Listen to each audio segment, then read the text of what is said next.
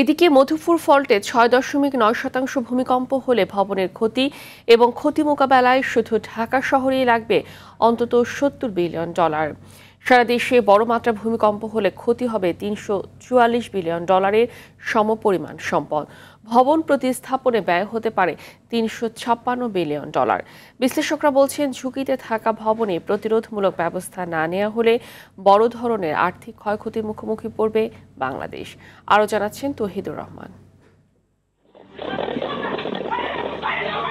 শুক্রবার সকালে তীব্র ভূমিকম্প প্রত্যক্ষ করেছে বাংলাদেশ।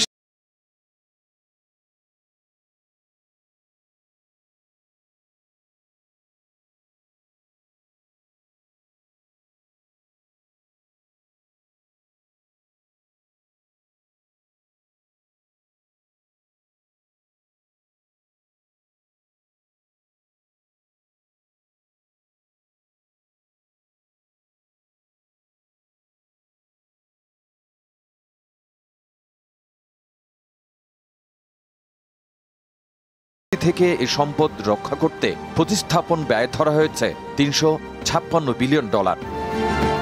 বিশেষজ্ঞরা বলছেন, প্রতিস্থাপন নয়, বাংলাদেশের জন্য প্রয়োজন সংস্কার ও সঠিক পরিকল্পনা। প্রতিস্থাপনটা সেটা তাত্ত্বিকভাবে আলোচনা হতে পারে, কিন্তু সেটা আমাদের বাস্তবতার নিরিখে আমরা আলোপ করব, যেটা হচ্ছে যে আমরা বর্তমান যে ভবনগুলো আছে সেগুলো কীভাবে মজবুতকরণ করা যায় যেন মাঝারি মাত্রার ভূমিকম্প হলেও সেগুলো টিকে থাকে। সেই ইনভেস্টমেন্ট প্ল্যানিংয়ের মধ্যে আমার এই যে হাউজিং প্রজেক্টের জন্য আমার যে বিশেষ করে অ্যাফোর্ডেবল সেকশন ওয়ার্কার যারা আছেন তাদের জন্য সরকার একটা অ্যাফোর্ডেবল হাউজিং স্কিম দরকার। জেম ফাউন্ডেশনের আরেক গবেষণা বলছে, ৬.৯ মাত্রার ভূমিকম্প হলে ঢাকা শহরে ৮,৬৪,০০০ ভবন ক্ষতিগ্রস্ত হবে। এর মধ্যে কেবল ৭৫,০০০ কংক্রিটের ভবন ক্ষতিগ্রস্ত হবে।